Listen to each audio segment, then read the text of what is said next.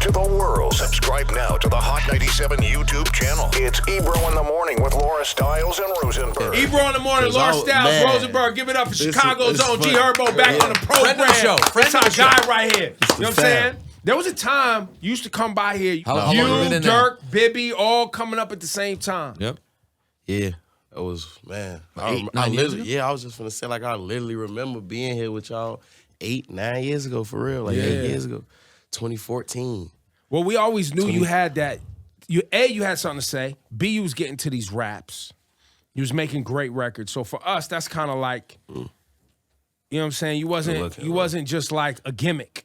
Yeah. You know what I'm saying? You was coming from a real place with a real story, and you was really trying to be good at doing this rap shit in a real way. So for us, that's usually what we're looking at when we're like, yeah, let's support. It's also can sometimes be the thing that makes me think someone wouldn't make it in this game to this point. Yeah. You know what I mean? No, for real. Because I say that a lot. Weren't on that. I say that a lot, man. And it's like, you know, I was just saying, I was just having a conversation with Mick not too long. It's like, the younger I was, the older I get, the more I realized when I was younger, like, I really had all the tools to, like, fail for real, because I was so young coming in the game, like, and I had so much, like, recognition early on, like, responsibility being from Chicago and still, like, being in the streets. I feel like I could have really crashed out a long time ago if I didn't have, like, discipline and just focus to really have longevity in this game. You feel what I'm saying? Like, when you 16, 17 years old, people don't really be able to still be rapping when they 26, like, on this type of level. You feel me? No, and particularly the way that the Chicago drill scene was built. What exactly? It did not seem like the kind of thing that longevity that was going to be. Came from. That's nah, you ain't lying, bro.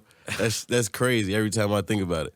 Have you, one of my favorite projects you put out was the PTSD project. Yeah. Post-traumatic stress disorder, where you intimately get into what you was dealing with coming out of that environment. Yeah.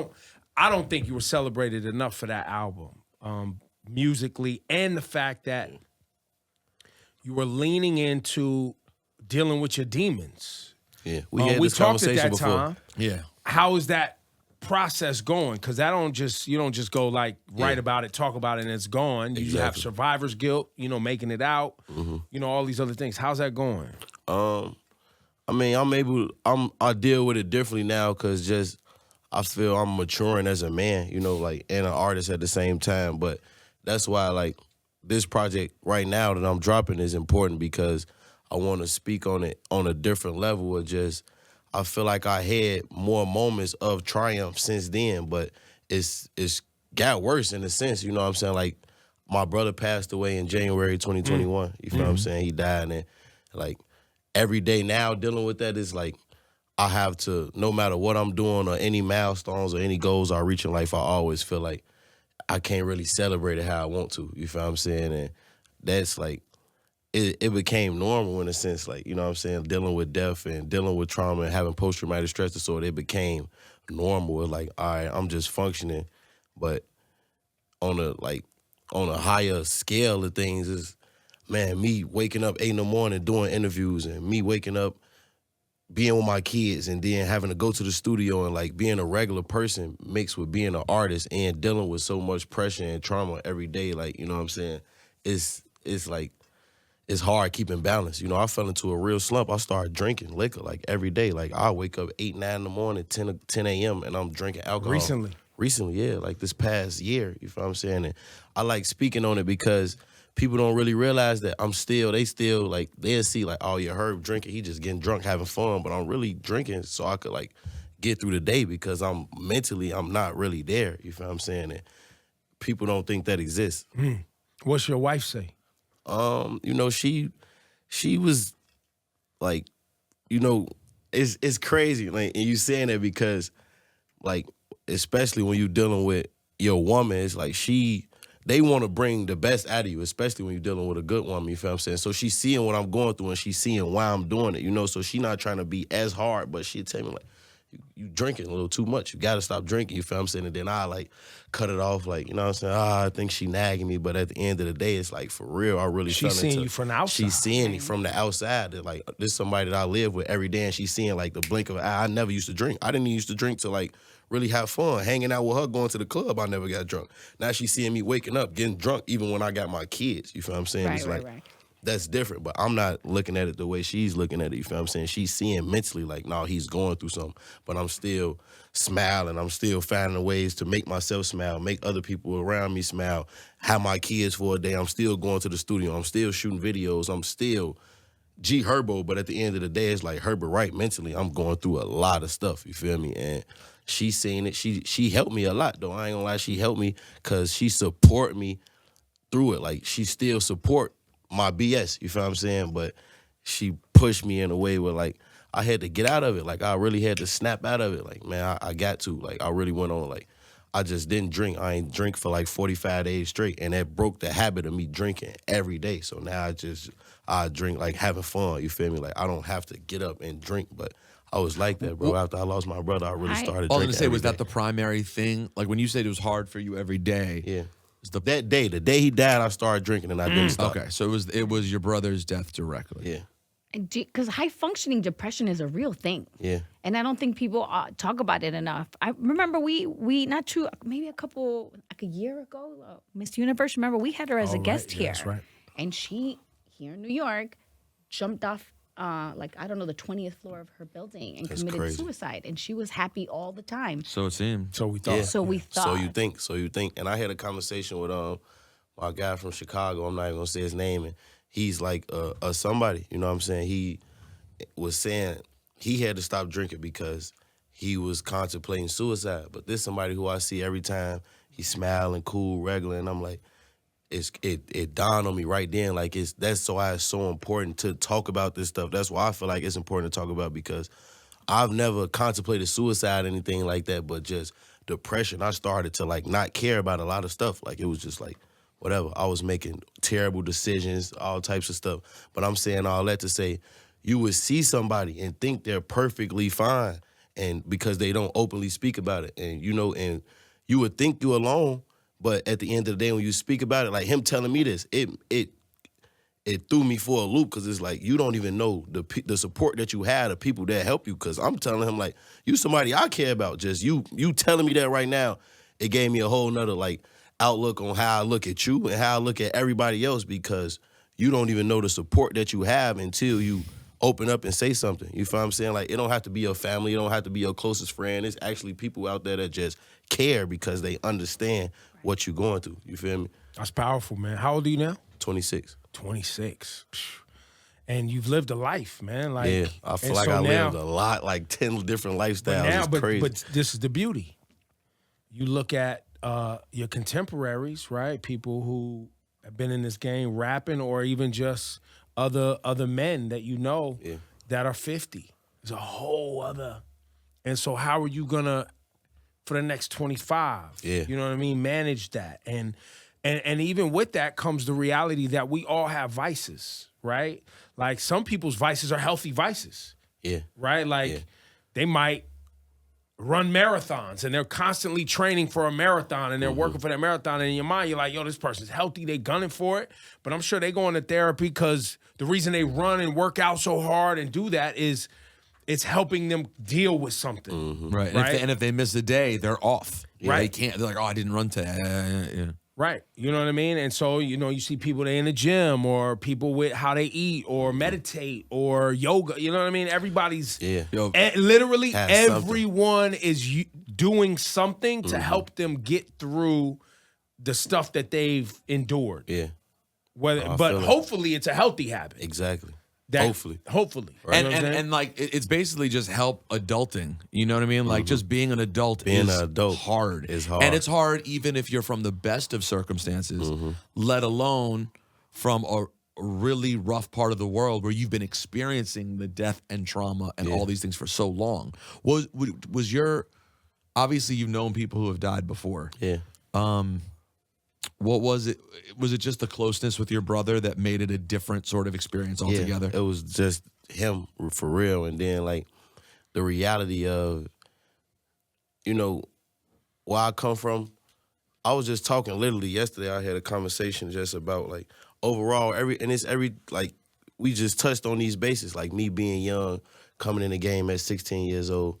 I was in high school, but I'm an artist. I was G-Herbo then. I had Kill Shit. I had these big records on like YouTube that was going viral, but I'm still in high school. I'm still losing my best friends. Like I was just making them yesterday, like you got to really think about it. We had a long conversation to just about how like everything, just me maturing into a man right now. You feel what I'm saying? Like in high school, bro, like we used to, I was telling them my first week of high school, they pulled the fire alarm every single day for like the school to get out. Like, and we thinking, you know, when you kids, you thinking, oh, the fire alarm, let's go to the store, let's go ditch and go smoke a joint or some shit like that. And literally my first week of school, when they was pulling the fire alarm, somebody used to get shot every day. Like somebody would get shot walking to the store, walking to McDonald's and shit. But they intentionally put in the fire alarm so niggas could get out of school so they could catch niggas going to the store and they getting shot. You feel what I'm saying? Like dealing with that early on. And that was normal. How old are you at this? I was 16 when it happened. 15 years old. I was a freshman in high school, matter of fact. I was 15 years old. But it was so normal, and the reality of that, going through that, it make you think a certain way. But it's like, I didn't even think I was going through nothing super extreme back then. You feel what I'm saying? It was that normal. Right. But dealing with so much death and it just being like the reality of things and me being a superstar at the same time, like I'm growing into that. And now that I'm a man and I could change my circumstance and change my life because I live in LA. I got 3 kids now. You feel I make millions of dollars. I got employees. I'm changing so many people's lives. And then my brother, I'm 25, 26 years old, and my brother get killed in a barbershop, like just in Chicago randomly. And I'm, you know what I'm saying? I'm really, me and him, I'm talking to him every day, like trying to get him to move to LA with me. You feel what I'm saying? Like, man, just come out here. He got kids. You know, I'm like, bro, you're going to have to sacrifice some months just coming out here, just figuring it out. You feel what I'm saying? Just come out here and figure it out. And, you know, that's my brother. So your kids, our grandma, mama, they going to fly out in and out. Like, just come out here and just get in a different environment. I felt it. I already knew it. You feel what I'm saying? And we was having a conversation like this literally the night before he died. And when it happened, it just threw everything off about me. Like, I just didn't really care. I didn't have no motivation for, like, music, nothing. But I knew I still needed to do this. You feel what I'm saying? Like, I knew I couldn't just give up all the way. I couldn't just, but I snapped out of it. You feel? I'm still going to the studio. I'm still doing all this stuff, but I'm not myself. You feel me? Like, when I started drinking liquor, I was not myself. I didn't even know how to really handle it being off liquor because I was doing it to grieve. You feel what I'm saying? So I'm getting so drunk and I'm not realizing, but everybody around me like, damn, Herb turning into something that he's not. You feel what I'm saying? And you gotta really like just lean into the problem and understand. Because if I didn't really understand that I was turning into an alcoholic, it'll be way worse. But it sounds like between your wife and the people who really truly care about you, right? Yeah. You have made me snap out of it. Hey, my man. Yeah. Yo, my man. Yo. My grandma, my mama, everybody. Like, for real. They was on your head. You don't need to drink. You feel? Because I'm thinking it's cool, but the people closest to me feeling it. You know, I'm coming home. I'm already angry. I'm already depressed. You feel what I'm saying? So I'm coming home arguing with my girl. The smallest thing just making me mad. You feel me? I'm thinking it's a regular argument, but she like, no, that's not even you. You wouldn't even be mad about this. You feel me? Man, hey, God bless, bro. For sure. Good for you for working through it, man. The pain of loss, especially when you've moved to another level in life and you feel like you could save folks, but the realization that you can't is a whole other level of like. Exactly. You're disappointed in yourself. Yeah. You're sad because it's like, because if you were still in the hood and that happened, you would rationalize it as it'll be different. Like, we just in the hood, we stuck. This is what we're dealing with. When you have access to other things, it feels even like it feels heavier. Like right. Yeah, like I felt like a failure. I ain't gonna lie. I definitely did. But now, but there's always a lesson in that. You know what I'm saying? There's always something to be learned about that you can share with your children and your brother's children, right? About how to move. And, and everybody's kind of going through it, obviously this conversation even with the PnB Rock story. Exactly. Right? Or the conversation in Nipsey's story where it's like, this is the neighborhood where he was taking care of folks, trying to do better, et cetera, et cetera. And still the hood came and ate him up. You know what I mean?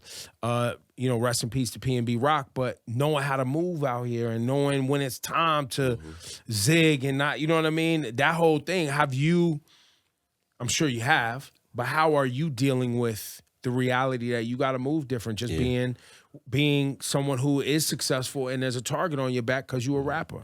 And, you know, the loss of PnB made it like 10 times harder, you feel what I'm saying? Because not only is that somebody that I looked at like a brother, Man, he's a great guy, man. A great guy, you feel what I'm saying? Like, that really crushed me, you feel what I'm saying? But, like, on a whole different, like, scale of things, just being an artist, being a rapper, if I didn't know PnB from a can of paint, it'd still make me think, like, man, you feel what I'm saying? Make you want to tighten up. Now you paranoid now, you feel me? It'll make you paranoid. Like, I don't even want to go to the restaurant. I don't want to go to the store. I don't want to go to Target no more, you feel what I'm saying? If you can't, like, the average artist, like, sometimes our name is bigger than our lifestyle, you feel what I'm saying? So just being somebody on the internet and people thinking you somebody and you an artist and you really can't afford security now. So, I mean, you can't afford security to go everywhere you go. So now you feel you got to carry a gun.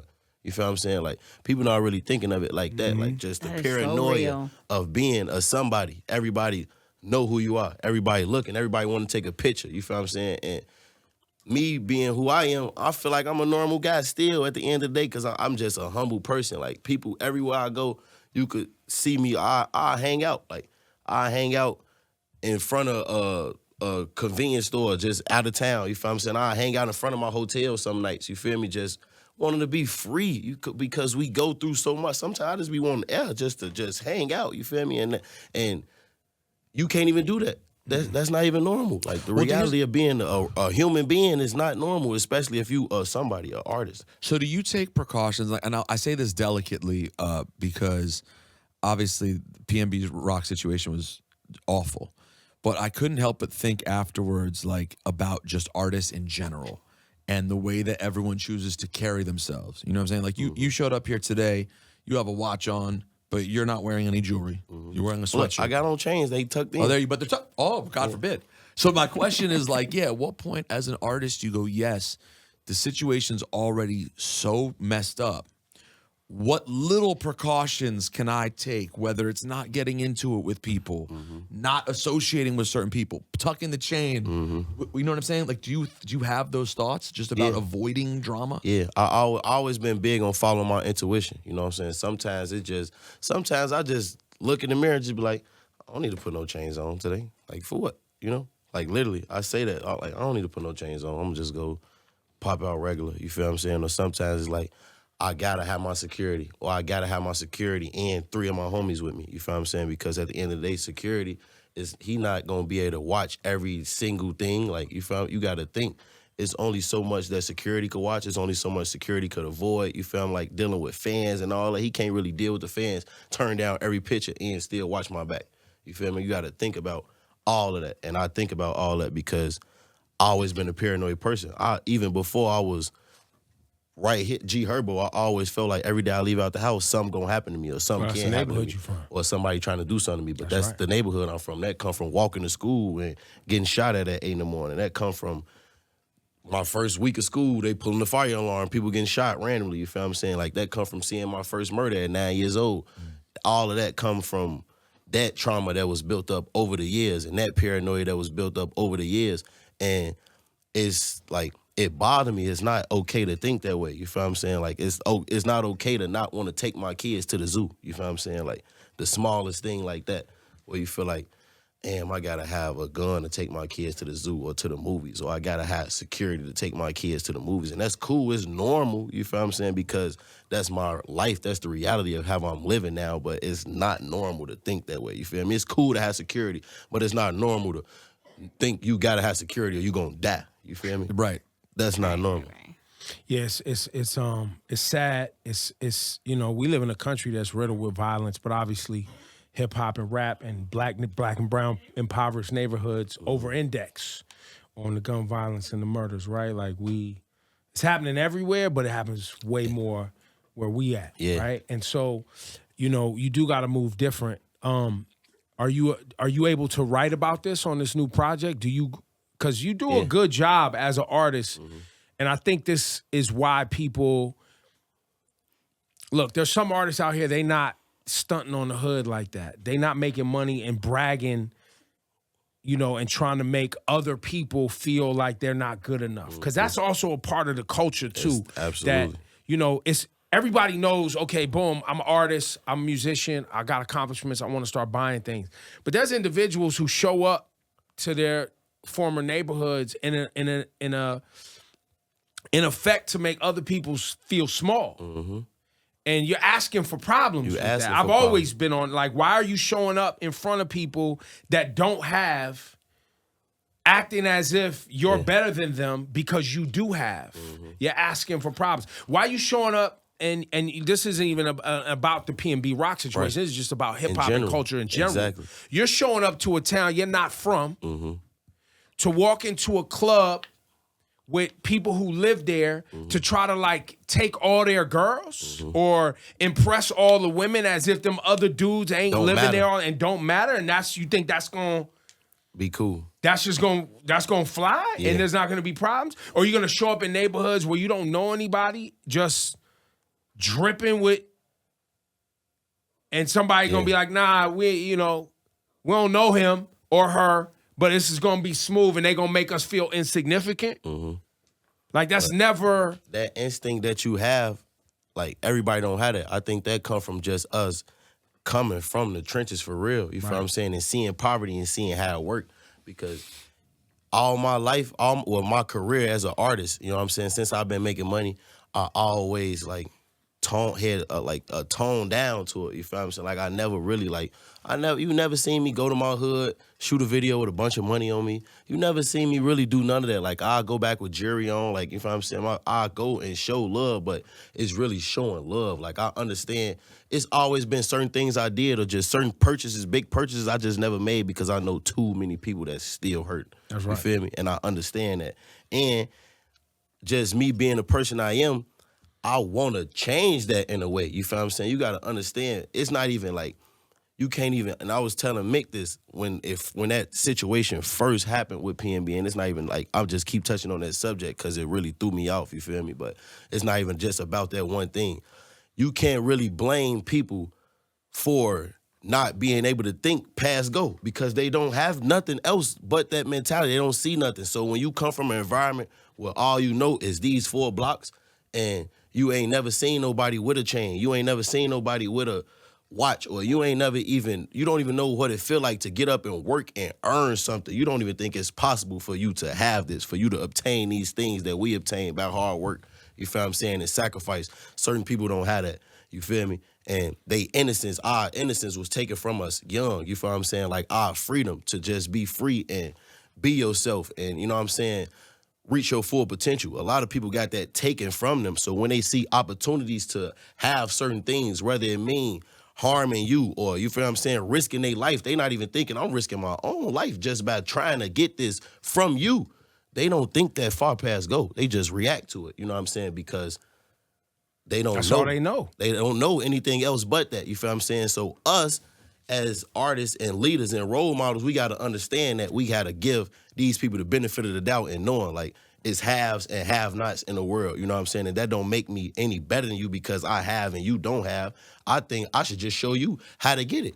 We got to start this cycle over, like, show everybody, like, you know what I'm saying? Like, that's why it's important for me. That's why I do so much stuff for the community, bro, for Chicago, like, not just on no taking care of my hood, taking care of the guys, you feel what I'm saying? Like, that's why that is the schools that I bought in Chicago, the facility that we about to open and make a real $1 million, multi-million-dollar, like, media facility.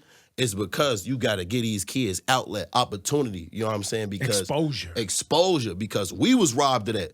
So when I was 15, 16 years old, luckily I found rap and I was able to change my life off of that. But me being the same 14, 15, 16-year-old kid in my environment, and I had absolutely nothing to look forward to, I'm going to sit outside on my block all day. I probably would have go to jail. I would be selling drugs. I probably would be trying to rob. You got to understand, those people have nothing else but that, you feel what I'm saying? And the kids, and I learned that just seeing my kids, like, that's why my son is so funny. He's so charismatic because he's able to be free. He's able to be a kid. I was that same innocent kid until I wasn't. You feel what I'm saying? And you got to understand that. G-Herbo, man. Sky, man, I'm proud of you, man. Appreciate it, bro. It's great seeing you, man. And Rosenberg started, you know, and you said in the beginning of this conversation that there were so many reasons when you was coming in the game for you not to succeed and fail, even separately from the hood pulling you under type shit. Just being 16 years old with money, right, and all responsibility. Of that. But even the style of music that you make, right, which I'm a fan of, is not always the most popular music. Yeah. How were you able to sustain G-Herbo?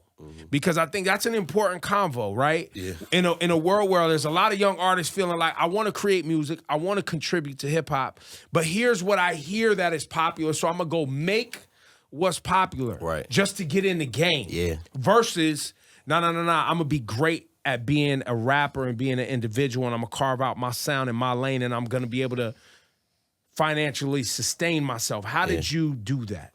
I did it, man. I ain't gonna lie, you just hit it right on the head. I did that by like just staying solid and staying myself when it wasn't cool to be. Like, you seen it. Like, I wasn't always the most popular rapper. Like, it was always Herbo offbeat. Herbo can't rap, you feel what I'm saying? But I always was true to myself. I was just telling a story, telling my story in a way where it was relatable to other people who understood what I was talking about, what I was trying to say. Like, I got into the rap industry not even trying to be a superstar or thinking I could be, you feel what I'm saying? Like, I got all my swag and confidence from just being like the best version of me, you feel what I'm saying? Like, to the world, I didn't have confidence of being like, oh yeah, I'm that nigga to the world, you feel what I'm saying? When I was coming up, I was somebody in my neighborhood, you feel what I'm saying? And I got that confidence from them saying like, you telling our story, you feel me? And like, that's what made me poke my chest out like, all right, I could rap and I could tell this story because they feel it, they get it. So maybe these people over here might get it.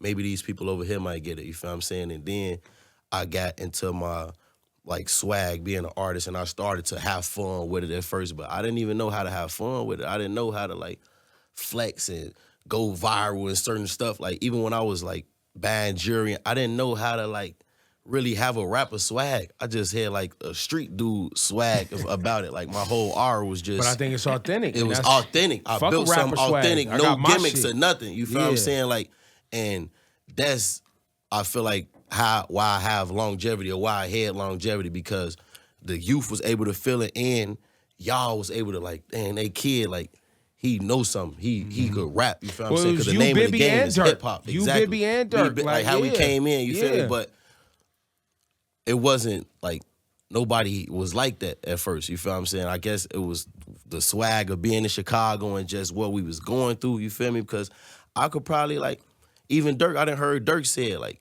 we weren't taking rap serious until we figured out like, oh, no, this for real. We could really make some money off this. We could really, you know what I'm saying, change our life off of this. We was just really rapping on some, like, poking our chests out. Yeah, I'm from this my hood. This is what we on. You feel what I'm saying? And this is what bro them. That's how we all linked up, because we really knew each other from the streets. You feel what I'm saying? Like, we didn't meet through rap. Me, Dirk, Keef, Reese, we didn't really meet like linking up in the rap. We already knew each other from the streets. You feel what I'm saying? And it just picked up like that. Did like you? organic. But you guys, the you, Dirk, Bibby, etc. Yeah, that was like you guys hit the scene in a big way after Keef and Reese, and they had their own, style and wave. Yeah.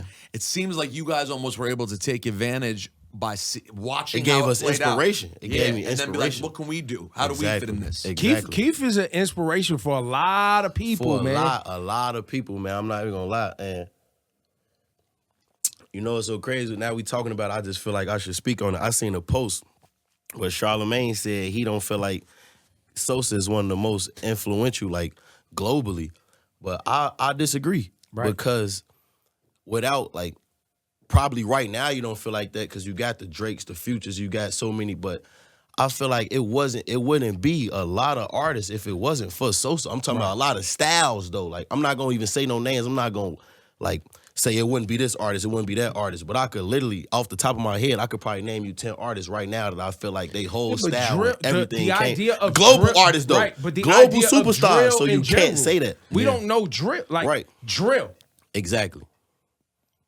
Right. I ain't even saying it, you already made that point hands Drill. down now. Exactly. Well, how about the entire Period. sound of Brooklyn now? But no, that's what I said. Drill, Right. period. Drill, Whether it's period. UK, whether it's Exactly. Brooklyn, and All of everything it. in between. Chief Keef. Exactly. It's pretty Now, hard. when you Point put him blank, up period. against, and this was, I think, where the conversation yeah. went. When you put Chief Keef up against Wayne, Hove, Right. Kanye, It's apples and oranges, though. That's yeah, not. That's like not. you're That's not. not a, It's a Right. tough comparison to Right, say right. he's more influential than No, those I individuals. didn't say that, but I But what he I is read very was influential. he's not influential. Influential, yeah. Globally. No, And he's- I disagree with that. Yeah, yeah, 100%. yeah. It's No, actually it's Chief Keef is an amazing documentary waiting to happen. Yes. You know what I mean?